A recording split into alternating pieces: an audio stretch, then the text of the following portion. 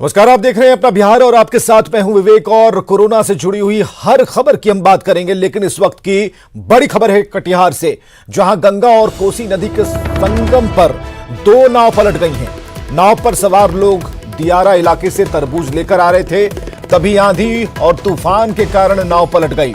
दोनों नाव पर कुल 15 लोग सवार थे। 8 लोगों ने तैरकर अपनी जान बचाई और इस हादसे के बाद 7 लोग लापता बताए जा रहे हैं। स्थानीय लोग और प्रशासन की टीम रेस्क्यू में जुटी है। तो तूफान के कारण पलटी नाव और 7 नाव सवार लापता बताए जा रहे हैं, जिनकी खोज चल रही है और प्रशासन की टीम रेस्क्यू में जुटी है। सुब्रत हमारे साथ फोन लाइन पर। सुब्रत, क्या अपडेट है अभी? जी, निश्चित तौर पर बड़ा हादसा है। 2 नाव डूब जाने की बात आया है। हालांकि 7 लोग को स्थानीय लोगों के पहल से अब तक रेस्क्यू कर लिया गया है, लेकिन अभी भी कई लोग लापता है। स्थानीय लोग और पुलिस की टीम वहां सर्च अभियान चला रहा है, लेकिन सुदूर दियारा इलाका का क्षेत्र है और जो मौसम भी वहां काफी खराब है, इस कारण जो रेस्क्यू का काम में काफी दिक्कत आ रही है। हालांकि स्थानीय लोग बोल रहे हैं कि जो लोग बाहर आए उन लोगों के माने तो कई लोग अब भी डूबे हुए हैं, जिनका अभी भी खोजबीन चल रहा है। कि तमाम लोग जो दियारा क्षेत्र से तरबूज लेकर लौट रहे थे, इसमें कई शहर के वो लोग भी थे जो पाइकार थोक विक्रेता है तरबूज के, वो लोग भी थे। इसीलिए कहीं ना कहीं बड़ा हादसा है और अभी जांच चल रहा है। जो तमाम जो प्रशासनिक महकमा है वो खोजबीन में लगे हुए। आगे इस पर और अपडेट आना बाकी है। चलिए, बहुत बहुत शुक्रिया सुब्रत, हमसे बातचीत के लिए, तमाम जानकारियों के लिए। तो कटिहार से इस वक्त की बड़ी खबर हम आपको बता रहे हैं, जहां 8 लोगों ने अपनी जान तो बचा ली, लेकिन अभी भी कई ऐसे लोग हैं जो लापता बताए जा रहे हैं, जिनकी संख्या 7 के आसपास है।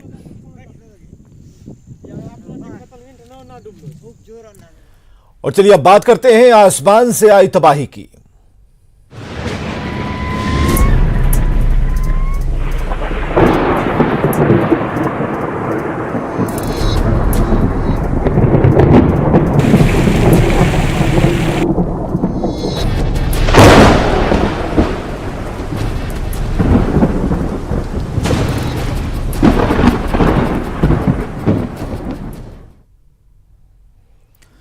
तो बिहार में आज आसमान से आफत बरसी। तेज आंधी, बारिश और आसमान से बरसते ओलों ने जनजीवन अस्त व्यस्त कर दिया। किसानों की फसल बर्बाद हो गई। कई जगहों पर दोपहर में ही रात जैसा अंधेरा पसर गया।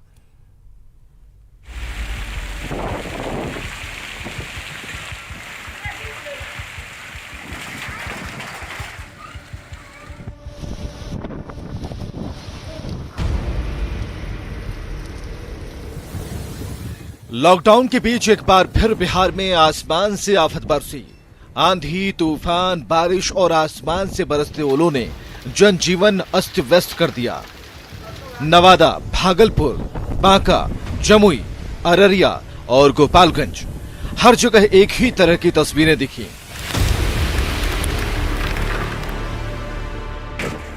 किसानों की फसल बर्बाद हो गई और लोगों की मुसीबत बढ़ गई।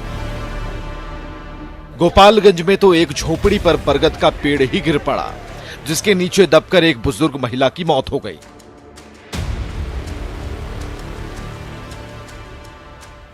सीवान में सिर्फ बारिश ही नहीं हुई, आसमान से ओलों की बरसात भी हुई। आसमान से टप टप गिरते ओलों को देखकर हालात का अंदाजा सहज ही लगाया जा सकता है। पटना में भी कुछ ऐसी ही तस्वीरें दिखी। तेज हवाओं से बैनर, पोस्टर आसमान में उड़ते दिखे। पटना के ग्रामीण इलाके के किसानों की स्थिति बाकी जिलों की तरह दिखी। गेहूं समेत कई तरह की फसल बर्बाद हो गई। यहाँ पे हम आपको तस्वीर दिखाने की कोशिश कर रहे हैं कि कैसे बरसात की वजह से जो फसल हैं, गेहूं के फसल हो या फिर कई सारे ऐसे फसल हैं जो पूरी तरीके से बर्बाद हो गए हैं। और इस वक्त आप देखिए कि जैसे आपको नमी दिखाई पड़ रहा होगा, जैसे ही नीचे का पोर्शन हम उठाते हैं तो ये पूरी तरीके से भीग चुका है, जिसकी वजह से फसल पूरी तरीके से बर्बाद हो चुका है। और ये तस्वीर सिर्फ एक जगह की नहीं है, कई जगह ऐसी तस्वीर देखने को मिल रही है। बिहार के कृषि मंत्री का कहना है कि किसानों को हुए इस नुकसान की भरपाई के लिए राज्य सरकार ऑनलाइन आवेदन ले रही है, लेकिन कई जगहों से शिकायत आ रही है कि वेबसाइट और ऐप खुल नहीं रहे। किसी किसान को वंचित नहीं होने देंगे।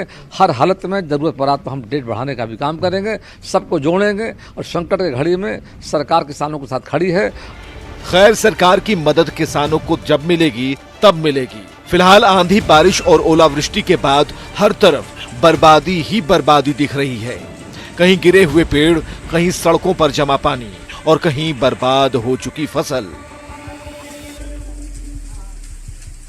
पटना से आनंद अमृतराज के साथ ब्यूरो रिपोर्ट।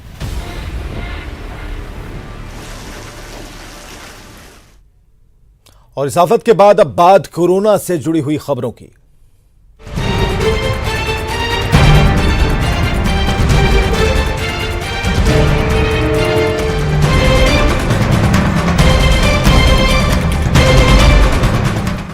और चलिए जान लेते हैं कि बिहार में कोरोना पर अपडेट क्या है। तो बिहार में आज 5 नए मामले कोरोना पॉजिटिव के सामने आए हैं। सासाराम में आज 2 नए मरीज सामने आए। औरंगाबाद की बात करें तो आज एक मरीज मिला है। जहानाबाद में एक नया मरीज सामने आया। शिवहर में भी एक नया मरीज सामने आया है। तो पॉजिटिव मरीजों की जो संख्या है अब 547 हो गई है। इसके अलावा सासाराम के एक मरीज की मौत भी हो चुकी है। तो बिहार में अब तक जो मौत का आंकड़ा है वो 5 पहुंच चुका है। लेकिन 218 लोग ऐसे हैं जो कि स्वस्थ हो चुके हैं। और सैंपल्स की जांच की बात करें तो अब तक 31,084 सैंपल्स की जांच हो चुकी है। डालते हैं बीते 5 दिनों में बिहार में कोरोना के बढ़े आंकड़ों पर नजर। तो 3 मई को 35 मरीज, 4 मई को मिले 11 मरीज, 5 मई को यह आंकड़ा 7 मरीज तक पहुंचा, 6 मई को भी 7 मरीज और 7 मई को 5 मरीज मिले हैं। तो कोरोना का बढ़ता ग्राफ और संक्रमितों की संख्या दिखाती ये ग्राफ की रिपोर्ट। बाहरी राज्यों में फंसे बिहार के लोगों के आने का सिलसिला लगातार जारी है। बिहार के 4 अलग अलग स्टेशनों पर पहुंचे ट्रेनों की तस्वीर हम आपको दिखा रहे हैं। और पहली तस्वीर मोतिहारी की है, बापूधाम रेलवे स्टेशन की, जहां कोटा से ट्रेन आई। दूसरी तस्वीर छपरा की, जहां सूरत से ट्रेन आई। तीसरी तस्वीर गया से है, जहां तेलंगाना के बीबी नगर से ट्रेन पहुंची। वहीं चौथी तस्वीर बेगूसराय जिले के बरौनी जंक्शन की है, जहां सूरत से श्रमिकों को लेकर ट्रेन पहुंची।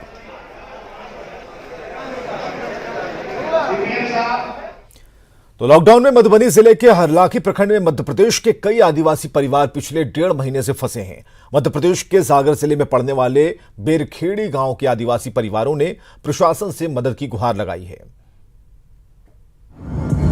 कुल्हाड़ी, कुदाल और हथौड़ी बनाकर गुजर बसर करने वाले ये सभी लोग एमपी के सागर जिले के राहतगढ़ थाना क्षेत्र के रहने वाले हैं। लेकिन कोरोना बंदी के इस दौर में कामकाज बंद हो जाने से इन परिवारों के सामने भुखमरी की स्थिति उत्पन्न हो गई है। हालांकि स्थानीय प्रशासन की ओर से इन परिवारों को 1-2 बार राशन उपलब्ध कराया गया है, लेकिन उनका मानना है कि वो कब तक प्रशासन के ऊपर बोझ बनकर रहेंगे, लिहाजा वो किसी तरह वापस अपने घर यानी मध्य प्रदेश लौट जाना चाहते हैं। हम लोग वो टंगाड़ी अंगाड़ी बनाती है, छेनी हथौड़ी लोहा बनाती। और अपने घर जाना चाहते हैं? घर जाना चाहते सरकार। छोटे छोटे बच्चे हमारे, धंधा पानी नहीं चलाया था, जो थोड़ा बहुत कमाया था वो 1.5 महीने के अंदर खा पी लिया। पीने का, रहने का और कुछ व्यवस्था नहीं है। बाल बच्चा पड़ा, अब घर जाने का चाह रहे हम लोग। कोरोना बंदी के इस मुश्किल दौर में दूसरे प्रदेशों में फंसे प्रवासी मजदूरों को उनके गृह जिले में भेजने का काम जोर शोर से जारी है। ऐसे में हरलाखी के बैल बाजार में नाउम्मीदी का सितम झेल रहे मध्य प्रदेश के इन आदिवासी परिवारों को भी अपने गृह प्रदेश लौटने की उम्मीद बंधी है। न्यूज 18 के लिए मधुबनी से अमित रंजन की रिपोर्ट। तो कोरोना संकट में इन दिनों आप हमेशा सुन रहे होंगे कि आज बिहार के लिए इतनी ट्रेन गाड़ियां खुलेंगी और आज इतने अप्रवासी मजदूर अपने घर वापस आएंगे। आपने शायद ही सुना होगा कि आज बिहार से इतने लोग दूसरे राज्य भेजे जाएंगे। जी हां, तो ऐसे ही कुछ लोग जम्मू कश्मीर के हैं जो पटना में फंसे हैं और जल्द ही अपने घर वापस लौटना चाहते हैं। कोरोना काल में अपने परिवार और अपने घरों से दूर होने का दर्द केवल बिहार ही नहीं झेल रहा है। राजधानी पटना में भी दूसरे राज्यों से आए कई लोग फंसे हुए हैं। ऐसे ही कुछ लोग जम्मू कश्मीर से हैं जो न्यूज 18 से अपना दर्द बयां कर रहे हैं। खाने के लिए पैसा नहीं है, वहाँ घर में सब बच्चे परेशान हैं, बीवी परेशान है, किसी किसी के तो घर के लोग बीमार है तो कहीं से कुछ कनेक्शन नहीं है। तो बच्चे भी अस्पताल में हैं, हमको यहाँ से निकाल दीजिएगा। इनकी संख्या 17 से 18 लोगों की है। ये लोग हर साल ठंड के सीजन में कश्मीरी गर्म कपड़े बेचने पटना आते हैं। इनका आरोप है कि बिहार सरकार इनकी गुहार पर ध्यान नहीं दे रही है। एसडीएम साहब बोला कि कश्मीरी बाबू हम इसमें कुछ नहीं कर सकते, आप जहां हैं वहीं रहिए, जबकि वहां पर हमको एक पुलिस का विभाग आदमी बोला कि आप निकलिए निकलिए, यहाँ क्यों आए हैं। मुख्यमंत्री जी कम से कम इनके बारे में सोचिए। आपके मजदूर देश दुनिया में जहां भी फंसे हैं, आप बिहार बुला रहे हैं, लेकिन कुछ कश्मीरी जो है वो पटना में फंसे हुए हैं और इंतजार कर रहे हैं कि सरकार उनको उनके घर तक पहुंचा दे। कैमरा पर्सन अजय दुबे के साथ अमित कुमार सिंह, न्यूज़ 18 पटना। लॉकडाउन के दौरान बच्चों की पढ़ाई ना छूटे और घर बैठे सिलेबस पूरा हो, इसे लेकर सरकार ने पहली कक्षा से 12वीं तक के पाठ्यक्रम को ऑनलाइन कर दिया। ऑनलाइन पढ़ाई से कितने बच्चों को फायदा होगा और इस पर किसी का ध्यान नहीं गया, क्योंकि सरकारी स्कूलों में पढ़ने वाले ज्यादातर बच्चों के पास ऑनलाइन पढ़ाई का साधन नहीं है। बिहार राज्य पाठ्य पुस्तक प्रकाशन निगम ने क्लास 1 से लेकर 12वीं तक की सभी किताबें चैप्टर वाइज वेबसाइट पर अपलोड कर दिया है। यह सोचकर कि डिजिटल इंडिया के इस दौर में सरकारी स्कूल के बच्चे भी हाईटेक हो गए होंगे और इसका लाभ 76,000 प्राथमिक विद्यालयों और 7,000 हाई और +2 स्कूल के छात्रों को मिलेगा। लेकिन जिस राज्य में आज भी 90% गरीब बच्चे ही सरकारी स्कूलों में पढ़ाई करते हों और जिनके पास मोबाइल फोन और कंप्यूटर की सुविधा उपलब्ध नहीं हो, तो कैसे इसका लाभ मिलेगा? तो सुनिए स्लम के बच्चों और अभिभावकों से ही कि ऑनलाइन पढ़ाई कर पाएंगे या नहीं। पटना के चितकोहरा के पास हम मौजूद हैं और यहाँ पर कई सरकारी स्कूलें हैं। जो स्लम बस्ती के बच्चे हैं सरकारी स्कूल में ही पढ़ाई करते हैं। कुछ बच्चे से ही हम बात कर लेंगे। ऑनलाइन पढ़ाई करोगे आप? ऑनलाइन मोबाइल रहेगा तो न करेंगे। पापा के पास है? पापो तो नहीं, पापा तो बटन वाला लगते हैं। मोबाइल रहेगा सर तब न पढ़ेगा, मोबाइल जिसका नहीं है कैसा पढ़ेगा। सरकार को भली भांति मालूम है कि आज भी राज्य में 20 से 25% भवनहीन स्कूल और 40% संसाधन विहीन स्कूलों के बच्चे पढ़ाई करने को मजबूर हैं, जहां न पढ़ने के लिए सही कमरे हैं और न ही बैठने के लिए बेंच। ऐसे में यहाँ पढ़ाई करे भी तो कौन करे, लेकिन गरीब बच्चे स्लेट और बोरे लेकर मजबूरन आज भी पढ़ाई करने आते हैं। प्राथमिक शिक्षा निदेशक की माने तो राज्य के 2.5 करोड़ बच्चे को ऑनलाइन पाठ्यक्रम का फायदा होगा। इनकी माने तो डिजिटल इंडिया के इस दौर में यह बहुत कारगर साबित होगी, क्योंकि बच्चे नहीं तो अभिभावक के पास स्मार्टफोन जरूर होगा। गरीब घर है फिर भी उनके पास स्मार्टफोन लगभग होता है, तो वो वहाँ पे इजली जो है सो कर सकते हैं। बच्चों के पास भले ना हो, लेकिन पेरेंट्स के पास होता है, टीचर के पास होता है, तो वहाँ से वो उसको पढ़ सकते हैं। जाहिर है सरकार ने बच्चों की बेहतरी के लिए ऑनलाइन पढ़ाई की शुरुआत जरूर की है, लेकिन ये तो वक्त ही बताएगा कि कितने प्रतिशत बच्चे को इसका लाभ मिल पाता है। न्यूज़ 18 के लिए पटना से रजनीश कुमार की रिपोर्ट। और अगले कुछ दिनों में बिहार में भी प्लाज्मा थेरेपी की शुरुआत हो जाएगी। इसके बाद बिहार प्लाज्मा थेरेपी करने वाला देश का 5वां राज्य बन जाएगा। स्वास्थ्य मंत्री मंगल पांडे ने इसका दावा किया है। बिहार में भी प्लाज्मा थेरेपी की शुरुआत के लिए पटना में जो एम्स संस्थान है उसने आईसीएमआर को आवेदन दे रखा है और एम्स के अंदर जो चिकित्सकों की टीम है जो इस उपचार को करने की योग्यता रखती है, उन लोगों ने आईसीएमआर से संपर्क बनाया हुआ है। कल भी विस्तार से आईसीएमआर के लोगों से पटना एम्स की टीम की चर्चा हुई है और मैं समझता हूं कि शीघ्र ही पटना एम्स को आईसीएमआर से इसकी अनुमति मिल जाएगी और तब इस थेरेपी से पटना में भी इलाज शुरू हो पाएगा।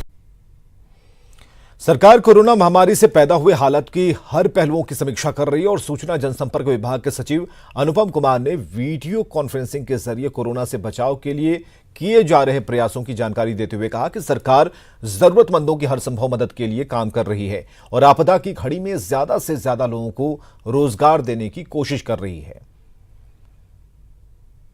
यानी हम लोगों का, सरकार का पूरा ध्यान है इस बात पे कि जो लोग आ रहे हैं या जो लॉकडाउन के कारण काम रुका हुआ है उसमें लोगों को रोजगार मिलता रहे, समस्या नहीं हो। तो माननीय मुख्यमंत्री के स्तर पर इस पर बहुत ध्यान दिया जा रहा है, फोकस किया जा रहा है। और मैं एक टेंटेटिव फिगर आपको बता रहा हूँ, कुल योजनाएं लगभग जो इस पीरियड में कुछ पहले से चालू थी जो बंद हो गई फिर चालू की गई।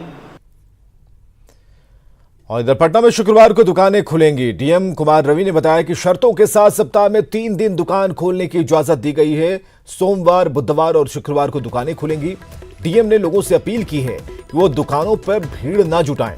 दुकान पर जाएं तो सोशल डिस्टेंसिंग के नियमों का पालन करें। इसके साथ ही दुकान खोलने को लेकर सोशल मीडिया पर चल रही अफवाह से बचने की सलाह दी। दुकानें खोलने के संबंध में बिहार सरकार गृह विभाग के द्वारा आदेश प्राप्त हुआ है। उसके अनुपालन हेतु यहाँ पर पटना के अंदर 3 दिनों के लिए अनुमति दी गई है, अल्टरनेट डे पर, सोमवार, बुधवार और शुक्रवार। और इन तीनों दिन ही दुकानें खुलेंगी। प्रातः 6 बजे से संध्या 6 बजे तक जो पूर्व से निर्धारित समय है, उसी समय ये एस्टैब्लिशमेंट खोले जाएंगे। और जो भी दुकानें हैं वो शॉप्स एंड एस्टैब्लिशमेंट एक्ट में रजिस्टर्ड होना चाहिए। उसके अतिरिक्त shopping malls, marketing complex. NMCH में कोरोना के 2 मरीजों को छुट्टी दी गई है और ये दोनों मरीज पटना के रहने वाले हैं। आरएमआरआई के सैंपल जांच में तीसरी रिपोर्ट नेगेटिव आते ही इन दोनों मरीज को छुट्टी दी गई और इन मरीजों ने अस्पताल के डॉक्टर का आभार जताया है। इसके अलावा आज एनएमसीएच में एक कोरोना पॉजिटिव नर्स का ऑपरेशन किया गया। मैं कोविड-19 से इन्फेक्टेड हुआ था 22 मार्च को। उसके बाद मुझे यहाँ क्वारंटाइन करके रखा गया था।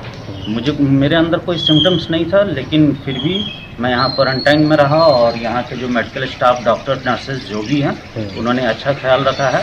मैं बिहार सरकार को भी धन्यवाद देना चाहूँगा जो उन्होंने इतनी अच्छी व्यवस्था की है। अभी तक देखिए जो टोटल हम लोग के यहाँ 137 जो है पॉजिटिव केस आए हैं, जिसमें से आज 2 को मिलाकर 108 लोगों को हम लोगों ने ठीक करके यहाँ से भेजा है। और आज जो 2 डिस्चार्ज हुए वो पटना खसपुरा के इलाके के हैं। जमुई सदर अस्पताल के ब्लड बैंक पर लॉकडाउन का असर पड़ रहा है। रक्तदान शिविर न लगने से ब्लड बैंक में काफी कम यूनिट ब्लड बचा है। गुरुवार को सदर अस्पताल में मात्र 13 यूनिट ब्लड मौजूद है। सदर अस्पताल के ब्लड बैंक का जायजा लिया हमारे सहयोगी केसी कुंदन ने। हम अभी खड़े हैं जमुई सदर अस्पताल के ब्लड बैंक के पास और यहाँ की स्थिति ये है कि जो कोरोना बंदी जब से लागू हुआ है और तब से यहाँ पर ब्लड का जो यूनिट होनी चाहिए जितनी, उतनी नहीं हो पा रही है, कम देखा जा रहा है।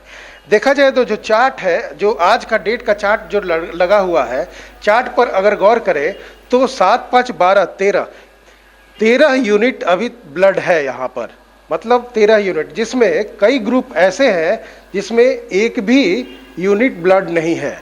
और हालांकि जो जानकारी मिली है सदर अस्पताल से और ब्लड बैंक से, उस जानकारी के अनुसार लॉकडाउन के बाद यहाँ पर ब्लड की खपत बढ़ गई है। मतलब लोग यहाँ पर ब्लड के लिए आ रहे हैं, लेकिन जो कोरोना बंदी हुआ उसके बाद यहाँ पर ब्लड डोनेशन के लिए लोग नहीं आ रहे हैं, जिसका असर यहाँ पर पड़ रहा है। पहले क्या हालात थे, अभी क्या हालात हुआ ब्लड डोनेशन को लेकर और खपत को लेकर?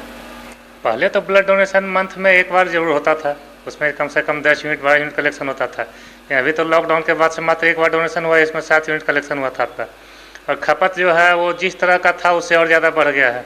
अपील तो पब्लिक से यही है कि सोशल डिस्टेंसिंग को लेते हुए भी लेकिन कम से कम 8 यूनिट 10 यूनिट भी कलेक्शन इसमें डोनेशन करवाते रहिए, जिससे कि ब्लड बैंक चलते रहे। जैसा कि कर्मी जो साफ तौर पर यहाँ पर जो ब्लड बैंक को देखते हैं, उनका सीधे तौर पर कहना है कि ब्लड की कमी है। अपील की जा रही है लोगों से कि वो सामने आए और कोरोना काल में अपनी भूमिका निभाते हुए एक कोरोना योद्धा का परिचय दें। केसी कुंदन, न्यूज़ 18, जमुई। और बड़ी खबर है सूरत से, जहां 3000 से ज्यादा लोग सड़कों पर उतर आए हैं। सड़क पर उतरे लोगों में ज्यादातर बिहार के हैं और ये लोग बिहार भेजे जाने की मांग कर रहे हैं। सड़क पर उतरे लोगों को स्थानीय प्रशासन के लोग समझा भी रहे हैं। गोपालगंज से अब तक 14,000 वैसे लोगों को उनके गृह जिले भेजा गया है जो दूसरे राज्यों से लगातार यहां पहुंच रहे हैं। स्क्रीनिंग के बाद लोगों को गृह जिले के लिए रवाना किया जा रहा है। यूपी की सीमा से सटे कुचायकोट के जलालपुर चेक पोस्ट पर चेक पॉइंट बनाया गया है, जहां स्क्रीनिंग की जा रही है।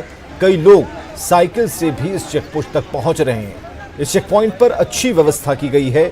लोगों को धूप से बचाने के लिए टेंट लगाए गए हैं और रजिस्ट्रेशन काउंटर पर भी सोशल डिस्टेंसिंग का ख्याल रखा जा रहा है।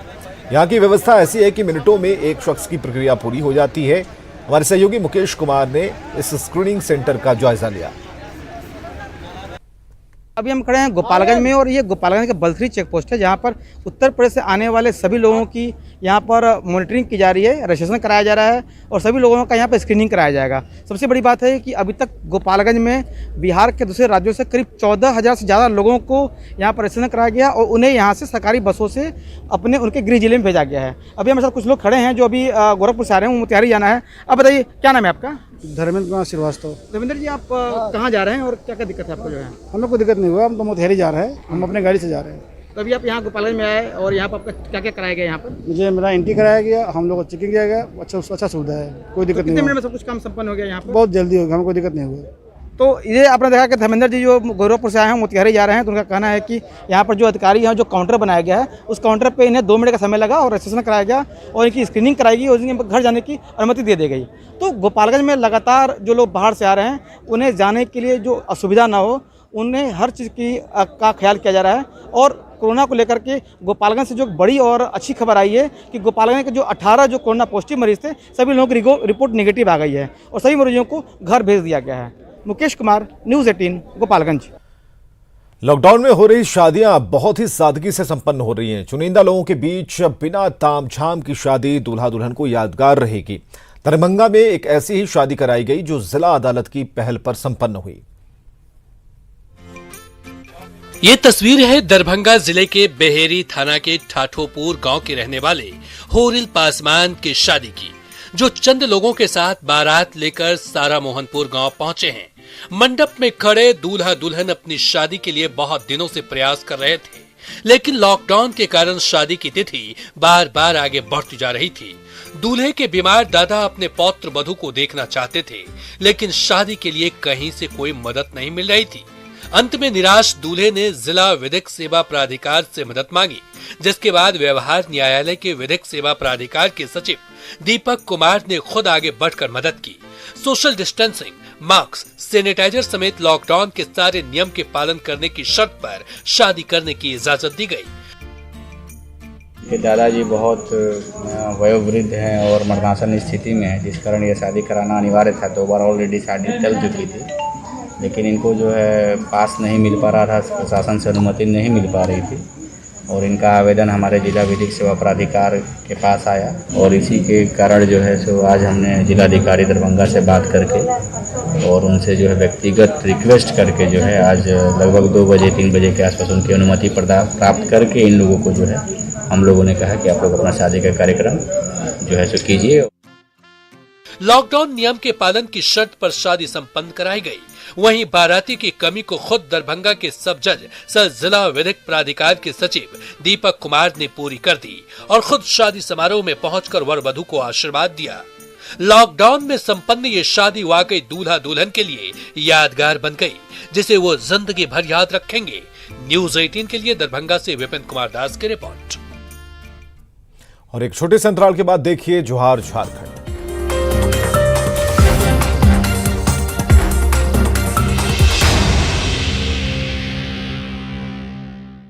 इस न्यूज हेडलाइंस के प्रायोजक सच्ची